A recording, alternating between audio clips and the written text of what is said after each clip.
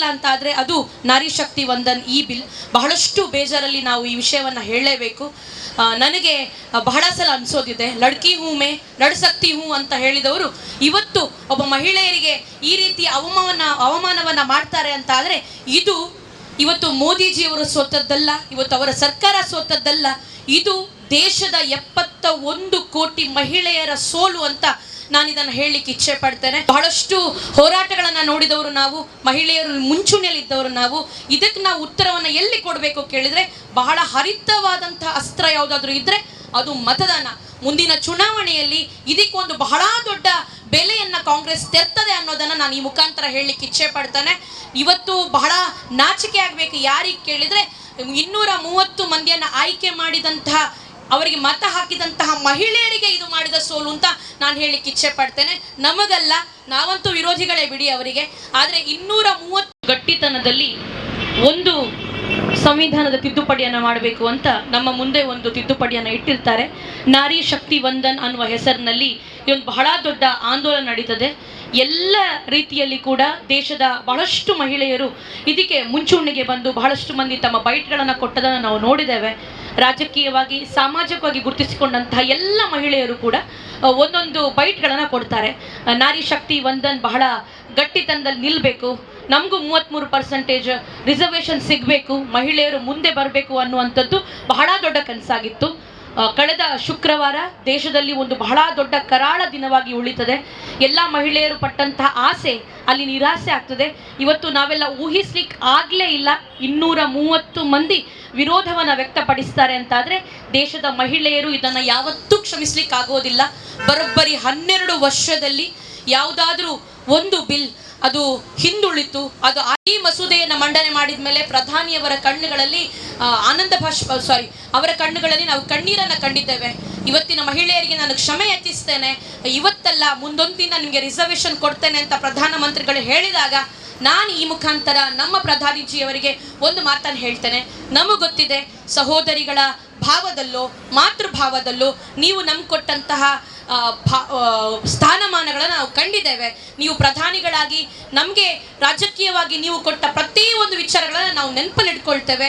ನಾವು ನಿಮ್ಮೊಂದಿಗೆ ಯಾವತ್ತೂ ಸದಾ ಇರ್ತೇವೆ.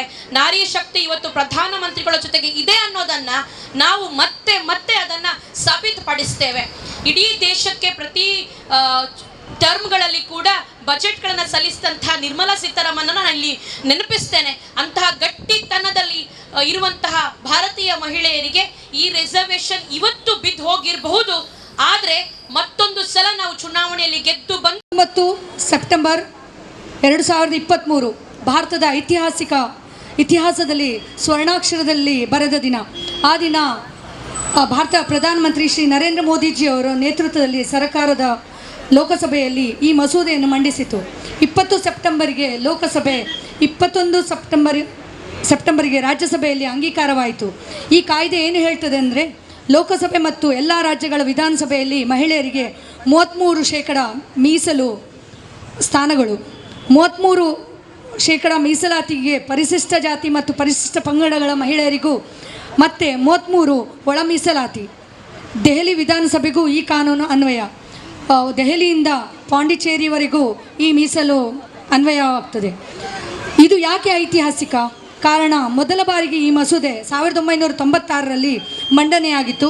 27 ವರ್ಷಗಳು, 5 ಸರ್ಕಾರಗಳು, 5 ಬಾರಿ ವಿಫಲ ಪ್ರಯತ್ನ.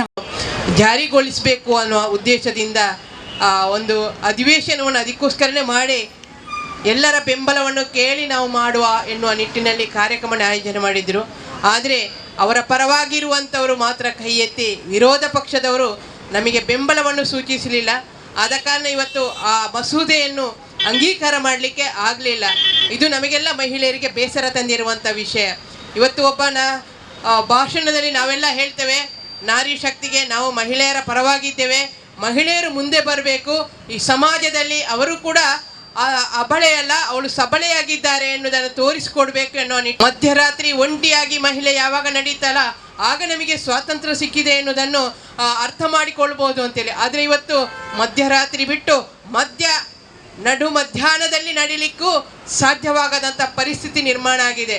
ಅದು ಆಗಲಿಕ್ಕೆ ಕಾರಣ ಇವತ್ತು ವಿರೋಧ ಪಕ್ಷ ಅಂತ ಹೇಳಲಿಕ್ಕೆ ನಾನು ಇಷ್ಟಪಡ್ತಿದ್ದೆ. ಯಾಕಂತ ಹೇಳಿದ್ರೆ ಮೊನ್ನೆಯ ಅಧಿನಿಯಮದ ಏನು ಮಂಡನೆಗೆ ಅವರು ಪರವಾಗಿ ನಿಲ್ತಿದ್ರೆ ನಾವು ಅವರನ್ನು ಬೆಂಬಲಿಸಿದ್ದೆವು, ನಾವು ಅವರ ಪರವಾಗಿರ್ತೇವೆ, ಅವರನ್ನು ನಂಬಬಹುದಿತ್ತು.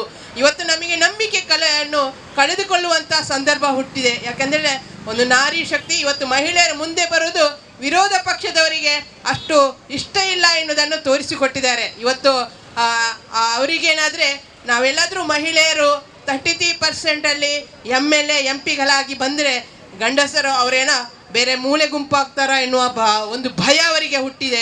ಅದು ಕೂಡ ವಿರೋಧ ಪಕ್ಷದ ಗಂಡಸರಿಗೆ ಮಾತ್ರ ಭಯ ಹುಟ್ಟಿದೆ ಅಂತ ನಾನು ಹೇಳ್ತಿದ್ದೇನೆ. ಇವತ್ತು ನರೇಂದ್ರ ಮೋದಿ ಆಡಳಿತದಲ್ಲಿರುವಂಥ ಒಂದು ಏನು ಅವರ NDAದ ಎಲ್ಲ ಪಕ್ಷಗಳ ಪ್ರಮುಖರು ಅವರಿಗೆ ಸಾಥ್ ಕೊಟ್ಟರು, ವಿರೋಧ ಪಕ್ಷದವರು ಸಾಥ್ ಕೊಡದ ಕಾರಣ ಅದು ಅಂಗೀಕಾರ ಆಗಲಿಲ್ಲ. ಮುಂದಿನ ದಿನದಲ್ಲಿ ಈ ಅಂಗೀಕಾರ ಆಗುವವರೆಗೂ ನಾವು ನಾರಿ ಶಕ್ತಿ ಇದರ ವಿರುದ್ಧ ಹೋರಾಟವನ್ನು ಮಾಡ್ತಾನೆ ಇರ್ತೇವೆ. ನಮ್ಮ ಹಕ್ಕ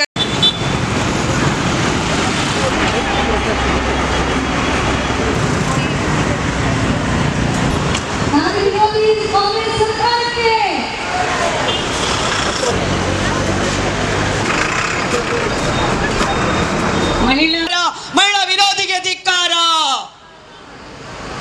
ಧಿಕ್ಕಾರ, ಧಿಕ್ಕಾರ, ಧಿಕ್ಕಾರ, ಧಿಕ್ಕಾರ, ಮಹಿಳಾ ವಿರೋಧಿಗೆ ಧಿಕ್ಕಾರ.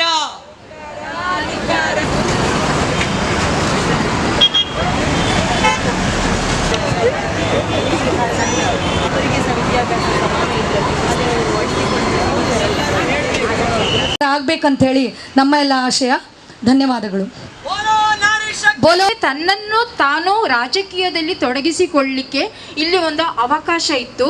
ಈ ಒಂದು ಅವಕಾಶವೂ ಸಹ ಸಮಾನ ನ್ಯಾಯ ಸಿಗ್ಬೇಕಿತ್ತು ನಮಗೆ. ಇದಕ್ಕೆ ನಮಗೆ ಒಟ್ಟುಗೂಡಬೇಕು. ನಾವೆಲ್ಲರೂ ಇವತ್ತು ಒಟ್ಟು ಅನ್ಯಾಯವಾಗುವಂತಹ ಸ್ತ್ರೀಯರಿಗಾಗಿರಬಹುದು, ಸಮಾಜ ಸೇವೆ, ಇದಕ್ಕೆ ನಮಗೆ ಒಟ್ಟುಗೂಡಬೇಕು. ನಾವೆಲ್ಲರೂ ಇವತ್ತು ಒಟ್ಟುಗೂಡಿದ್ದೇವೆ. ಹಾಗೆ ತನ್ನನ್ನು ತಾನು ರಾಜಕೀಯದಲ್ಲಿ ತೊಡಗಿಸಿಕೊಳ್ಳಲಿಕ್ಕೆ ಇಲ್ಲಿ ಒಂದು ಅವಕಾಶ ಇತ್ತು. ಈ ಒಂದು ಅವಕಾಶವೂ ಸಹ ಸಮಾನ ನ್ಯಾಯ ಸಿಗ್ಬೇಕಿತ್ತು ನಮಗೆ. ವಿದ್ಯಾರ್ಥಿಗಳ ಹಾಗೂ ಸ್ನೇಹಿತರಿಗೂ ಹೃತ್ಪೂರ್ವಕ ಧನ್ಯವಾದಗಳು. ನಮ್ಮ ನಾರಿ ಶಕ್ತಿ ಹೋರಾಟದ ಧ್ವನಿಯನ್ನು ಜನರಿಗೆ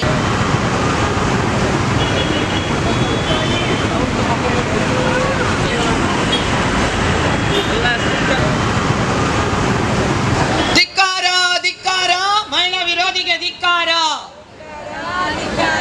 ಮಹಿಳಾ ವಿರೋಧಿಗೆ ಧಿಕ್ಕಾರ, ಧಿಕ್ಕಾರ, ಧಿಕ್ಕಾರ, ಮಹಿಳಾ ವಿರೋಧಿಗೆ ಧಿಕ್ಕಾರ. ಮಹಿಳಾ ವಿರೋಧಿ ಕಾಂಗ್ರೆಸ್